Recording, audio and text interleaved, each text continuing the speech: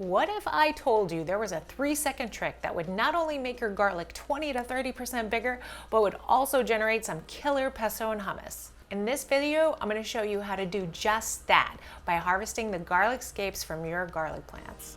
Hi guys, I'm April from Resprout. Last year, I grew 632 pounds of food in my suburban front yard, and this year, I'm aiming for 1,000.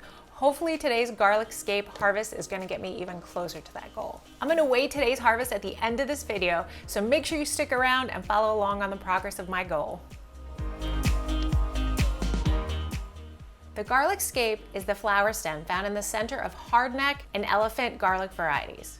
If left to its own devices, garlic will direct all of its energy into reproduction and eventually flower. But if we remove the flower, it will redirect its energy back into the root, the garlic bulb, which we definitely want bigger.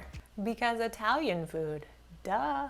In fact, according to 2017 research from the University of Guelph in Ontario, garlic yield increased a whopping 20 to 30% when the garlic scapes were removed. Another reason to harvest the garlic scape is because they're tasty.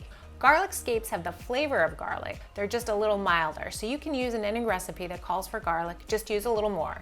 You can use the scapes chopped in stir fry, pureed for hummus or pesto, in salads, soups, or sautés, roasted whole, pickled, basically anywhere you'd like some zing. You can treat scapes the same way you would green beans, scallions, garlic, or asparagus. I planted my garlic in the fall and I'm in zone 7, so I usually start seeing scapes around June. Harvesting the scape as soon as you see the flower is the best if you want to maximize garlic bulb size.